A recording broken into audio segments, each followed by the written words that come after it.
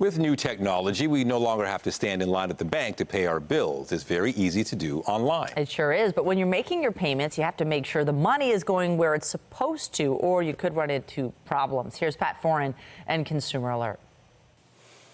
A couple thought they were doing a routine bill payment to pay off a credit card. They were using telephone banking, and a bank employee transferred more than $8,000. But the money disappeared, and 4 months later, they can't find it.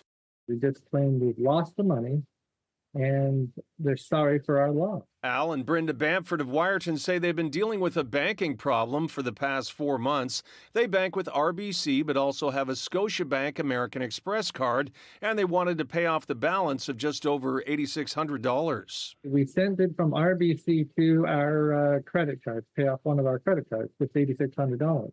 They were told to use telephone banking, and an RBC employee helped them transfer the funds. But Scotiabank said the money never arrived.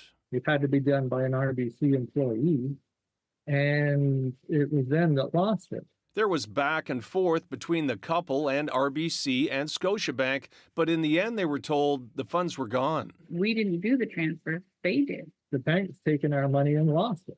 Whether you do your banking on the phone or online, you can pay a bill in a matter of seconds. But if you or your bank makes a mistake, it can take days, weeks, or even months to correct it. The banks, in every case, try to blame the customer. While not speaking specifically about this case, consumer advocate Duff Conacher recently told CTV News whenever bank funds go missing, customers are often to blame. The banks just essentially say, customer, it's your fault, you lose the money, and you have to pay us back, and we're never going to lose any money because it's never our fault. CTV News contacted RBC, and they agreed to investigate the Bamford's case and then determine the money was accidentally sent directly to American Express but not applied to their account.